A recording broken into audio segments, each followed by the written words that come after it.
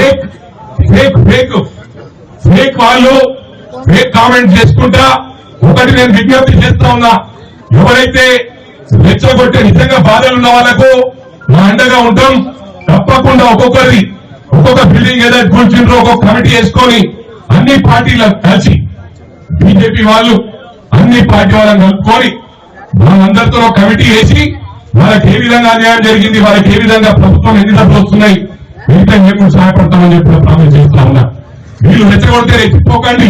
వీళ్ళు చేసిన ఘనకార్యమేంది, outer ring road పక్కన 1 కిలోమీటర్ వరకు పర్మిషన్స్ ఇవ్వగలరు. ఫస్ట్ ఔటర్ రింగ్ రోడ్ వచ్చినప్పుడు ఇది వాస్తవా కాదా మీడియా సోదరులు అడుగుతా ఉన్నా. ఆ రోజు నైజాం సర్కార్ లో గ్రేట్ హైదరాబాద్ ఒక 25 lakhs కే డిజైన్ చేసిండు డ్రైనేజ్ సిస్టమ్. అంటే ఎంతమంది ఉన్నారు? 1.5 ఉన్నారు. నేను అడిగితే ఎక్కువనే ఉండొచ్చు. దానికి ఎంత సరిపోతుంది? నువ్వు ఒక్కొక్కటి డబ్బులు తీసుకొని 1 కిలోమీటర్ వరకు పర్మిషన్స్ ఇవ్వాలని చెప్పి మొత్తం ఔటర్ రింగ్ రోడ్ పక్కకు ఒక అమెరికా స్టైల్లో ఉంచుకునే విధంగా ఎవరైనా జాగ్రత్త. ఊర్లో ఏమో డెవలప్ కాదు. నువ్వు హైదరాబాద్ గురించి మాట్లాడుతూ వాళ్ళ నిన్న నేను టీవీలో చూస్తా, నువ్వు మాట్లాడు హైదరాబాద్ నుండి మాట్లాడుతున్నావు అంటున్నావు. హైదరాబాద్ నుండి మాట్లాడుతున్నావురా? గజ్వేల్కి వచ్చి మాట్లాడుతున్నావా? గజ్వేల్ ప్రజల ముందు మాట్లాడుతున్నా? మరి నీ మామగారు అదే నువ్వు మీ బొమ్మడి గారు పనిచేస్తే మళ్ళీ నిధులు రానిస్తారా? ఇది హైదరాబాద్ లో ఒక మోకా దొరికింది రెచ్చగొట్టేస్తే పడిపోతుంది ప్రభుత్వం అనుకుంటున్నావా? సమస్య లేదు. మేము మేల్కున్నాం. నీ 7 అజీజ్ నగర్ లో నీకు గెస్ట్ హౌస్ ఉంది. అదే పొద్దుడికే 2 రోజుల అజీజ్ నగర్ వస్తున్న చెరువుల కట్టావు నువ్వు. హరీశ్రావు చెరువుల కట్టినావు, డైరీ ఫామ్ పెట్టావు. డైరీ ఫామ్ ఎన్నికలు వచ్చినాయా? రబ్బర్ చెట్లకి వచ్చిన ఎన్ని పైసలకి ఎట్లా పోయినా డైరీ ఫామ్ పెట్టావు.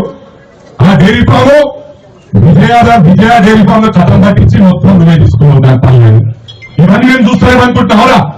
లక్షల కోట్లకి ఎదిగిపోయినాం. మీరు ఇష్టారాజ్యంగా మేము పీకినాం, పడగొట్టామంటున్నాం. ప్రజలకు విజ్ఞప్తి చేస్తా ఉన్నా, ఇవాళ ఏ ప్రభుత్వం చేసినా కూడా మన డబ్బు ఎన్నికలకు ముందు కూడా చెప్పిన అయినా మీరు ఎవరో చేసి తెచ్చగొట్టి తెచ్చిపోతున్నారు. దయచేసి మీ బాధలను పంచుకోవడానికి అవసరమైతే చెప్పిన నా మొత్తం ఆస్తి ఇచ్చి పెడతా, రాజకీయం కూడా ఇచ్చి పెడతా, సోషల్ సర్వీస్ చేస్తా. నాకు ఆ దమ్ముంది. నేను రాజకీయంతో బతికేటోని కాదు, ఏదైనా న్యాయంగా బతుకుతా. నా కొడుకు సత్తా నా కొడుకుంది. కొడుకుని లైన్ చేసిన వాడు సొంతంగా సంపాదించుకుంటాడు, సొంతంగా హార్డ్ వర్క్ చేస్తాడు. ఒక లైన్ లో పెట్టే బాధ్యత తండ్రిగా లైన్ లో పెట్టిన. ఇప్పుడు నా ఆస్తి, నా భార్య ఆస్తి మొత్తం ప్రజలకి ఇవ్వడానికి సిద్ధం. మరి కేటీఆర్ గారు ముందుకు వస్తే, హరీష్ రావు ముందుకు వస్తే 1,00,000 కోట్లు నిలవ ఒక 5,000 కోట్లు పెట్టుకోండి. ఇద్దరు బాగున్నాడు బొమ్మడితే 5,000 కోట్లు పెట్టుకోండి. నిజంగానే రెచ్చగొట్టుకున్న ప్రాణం తీస్తే ఇలా పెట్రోల్ ఇద్దరికి వస్తా వచ్చి ఒకటే రోజు ప్లాన్ ఇస్తున్నాం.